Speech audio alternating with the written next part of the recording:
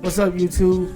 It's your boy Jarvis Parson, aka Spotty from Spotty World Productions, and today we're here to talk about how being a one-man band can be detrimental to you and your career. Let's get into it.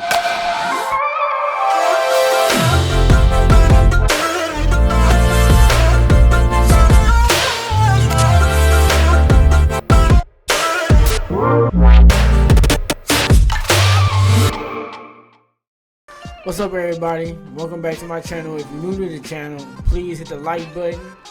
Please hit the subscribe button, and please hit the notification bell so you get notified the next time I drop a video. So on this channel, I like to talk about my thoughts. I like to talk about my life experiences. I like to talk about the things I go through and how the things I go through can benefit you in your life, and maybe you could just take the shortcut around it and avoid it altogether because of what I've been able to share it to y'all. So that's kind of what this is. So today we're here to talk about being a one-man band and how that can be detrimental to your business, to your friendships, to your relationships, to almost everything in your life for the most part. Being a one-man band got some benefits, but got a lot of cons. I'm a videographer, I'm a director, I do a lot of video work. And in the film industry, it's not very common unless you're not in LA, I guess. But in the film industry, it's not very common to be a one-man band. I mean, we do it a lot more now that cameras have been a lot accessible to the everyday person. People are able to get very high quality cameras for reasonable prices to where they don't need a full cinematography team to be able to produce a great project. Like, you can really do it on a very affordable budget with just you and the talents that you have. And that's kind of how I've been rocking it for like the past like 6-7 years. I kind of been doing a lot of things all by myself, putting a lot of things that I should be learning to the back burner because I don't really want to deal with people. I just be want to because I'm a firm believer in if you want something done right, just do it yourself. You know, it just makes it a lot easier that way. And to me, that's how I feel. Like, I've always been a one-man band. I always jump to get stuff done. I don't like waiting on nobody. I don't like depending on no one. Don't get me wrong, I love help, but I don't like relying on other people for help because I tend to feel like people let you down a lot. So I push through and I do a lot of stuff by myself. I'm normally a one-man band in a lot of situations. It can be very detrimental though, like moving forward, because then you have issues with learning how to work with people. You have issues with trusting people, and you have issues that you know trusting people, giving other people responsibilities that normally you would take on yourself. But the thing when you being a one-man band is you're taking on too many responsibilities, and you're not being able to, for one, to be as efficient. So let's start there. Being a one-man band, you can only get so much done by yourself. Efficiency takes routine, efficiency takes planning, efficiency takes people. And the more people you got, the least amount of work you have to do, and the more balanced the work is amongst everybody else, which increases the productivity and also increases the efficiency of the business or the friendship, whatever. So dividing the work amongst everybody else makes the situation a whole lot easier. You able to knock things out, and you didn't feel like you put in as much work as if you did it all by yourself. Doing it by yourself can be very frustrating, can be very tiring. Your efficiency won't be there. You could have got way more stuff done and you had way more people working on the same level or frequency that you working, but because you taking it all on by yourself, you can only get so much done. And that's a very important thing, is efficiency, being able to knock out more tasks, get further along in the process, complete more work. Being able to have more people to do that will help you out a whole lot in the long run. So I definitely agree on efficiency. Mental health, that could be number 2. Your mental capacity, like stress, frustration, being tired, not getting no sleep. That stuff is very, it weighs on your body. It messes with your mental. You frustrated throughout the day. You start the day in a bad mood. You end the day in a bad mood. The people you deal with, you don't want to talk to them. It's a lot of things that go in that messes with your mental health when you taking all the responsibility on yourself. It wears you out. You feel like it's unbearing. You feel like you got too much to deal with and you just can't handle it. So it's really important, like I say, if you have a team of people, or if you don't have a team of people, start looking for those things. Find unpaid interns. Find people that just want to help you out. Or if you got the funds, try to pay people to do things for you so it can weigh less on you. I've been talking about this for the past few videos, but I'm doing the Spider-Man film. And in the Spider-Man film, I'm learning CGI. And because my budget isn't the highest, I can't hire like all these CGI people to work on my team to get the project done. I just don't have the budget for that. So I'm able to work with whatever I'm able to work with.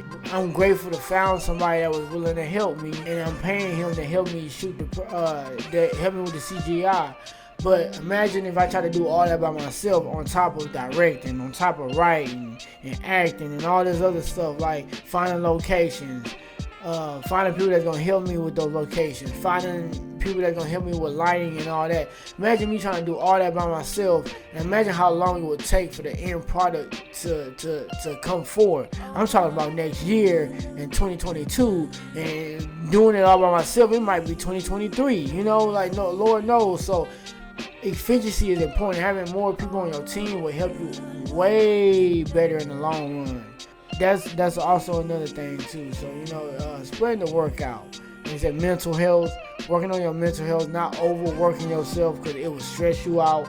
You won't get sleep. You'll always be frustrated, and you won't get things done. And it's just gonna take it out on your loved ones and the people around you. And even in relationships, when you're talking about like in a relationship with a partner, like you want to be able to share the work amongst you too. Don't just like, oh, you the man and you taking up all the responsibility, or you the woman and you taking up all the responsibility. That responsibility need to be shared between both parties in your own individual way. Whether he pay all the bills and she do all the other stuff, or whether she pay all the bills and you do all the other stuff, or whether y'all both balance it right in the middle. You want to have some type of middle ground to where everybody don't feel like they overworking or they feel unappreciated. When you have people around you, it's supposed to make life easier. And I get it. Like, dealing with different people, dealing with a lot of people, you're dealing with a lot of different emotions, you're dealing with a lot of different, and that's what keeps me sometimes from wanting to work with a lot of people, is because you're dealing with all these different emotions, all these different people, trying to get people on the same page as you, trying to get, and that's just not a skill that I've been really good at, is getting everybody on the same page with me. Or I'm really good at being on the same page with other people. I can't say that. When it comes to getting on the same page as somebody else, I'm pretty good at conforming to other people. But other people, from what I've seen see in my life, based off what I'm able to do, other people aren't too good at conforming to me. So when I want people to be on the same page as me, it don't tend to work out as much. So I tend to get frustrated. But at the end of the day, you gotta put in the work, and you gotta be patient with people, and you gotta know how to find the people that work in your workspace the way you want to work, whether it's relationships, friendships, or business. You know what I'm saying? Like, you need that. You need to be able to connect with people mentally, physically, and spiritually too, if you on that. So like, it's just good to have that. But efficiency, mental health, all of that plays into this, and it can be very frustrating, but it's something that you gotta do. If you like me and you like doing everything yourself, at some point you're gonna have a glass ceiling. So at some point you're gonna have to go out there and really look for people that work like you, that think like you, and that operate like you.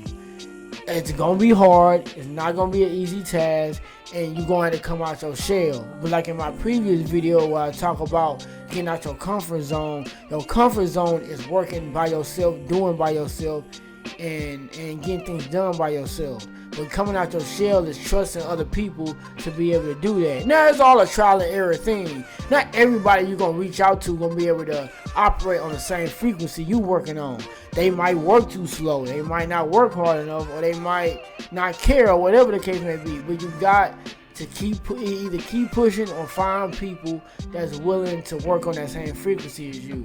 But and same thing with relationships. You might get in a relationship with somebody that might not think like you, they might not put as much effort in a relationship as you do, or they might not care enough about you as much as you do. That means you either gonna tolerate it, or you gonna leave and find somebody that is more on your level to where y'all can grow faster. So that's really what it's all about. But you're going to have to find those people to reach out to. You're going to have to make that effort. As much as you hate it, as much as you don't trust people, if you want to grow and you want to be bigger, you want to be the next Apple, the next Amazon, the biggest director, the biggest podcast, the biggest relationship coach, whatever, or the biggest relationship goals, you're going to have to reach out to other people and reach out to people on your same frequency, and reach out, or at least mentor the people that's around you to get to that level. Whatever the case it is, you got to do that. So at least so they know how to work with you,